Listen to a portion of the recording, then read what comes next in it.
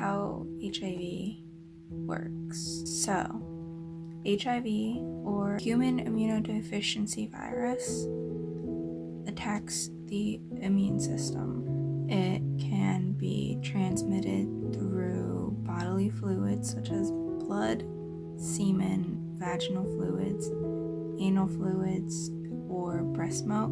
People usually caught it through unprotected sex, but others caught it from sharing needles during drug use, or a mother could pass it through to her child during childbirth.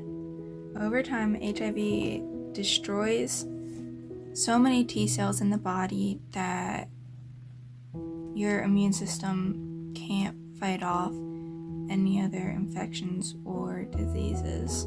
This can lead to a severe form of HIV called AIDS, or acquired immunodeficiency syndrome. Someone with AIDS is significantly more susceptible to things like cancer or life-threatening infections like pneumonia. The origins of HIV or AIDS. It was believed to have started with chimpanzees because they carried something called simian immunodeficiency virus, or SIV. It was then discovered that there were other kinds of monkeys that carried something similar, and chimps fed on these different types of monkeys, and these were called red cats, magobes, and greater spot-nosed monkeys. The two strains combined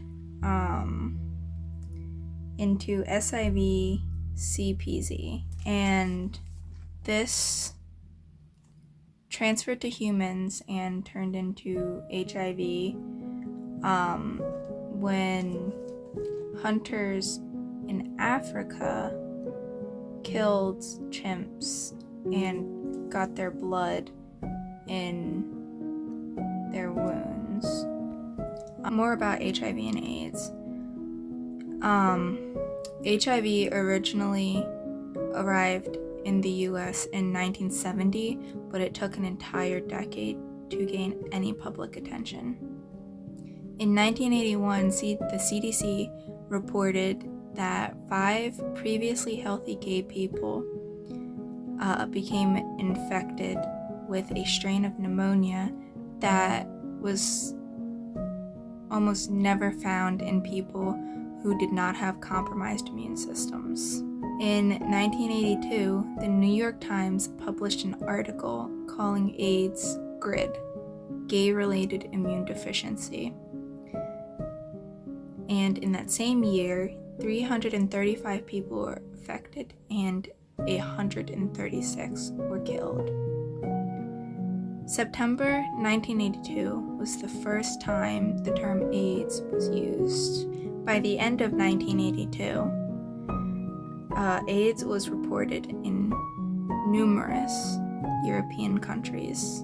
In 1983, it was discovered that women could contract this disease through their partners. And in 1983, it was considered a gay disease, and many people called it the gay plague. In 1984, the cause of HIV and AIDS was finally discovered. And then the next year, in 1985, the FDA licensed the first commercial blood test for HIV.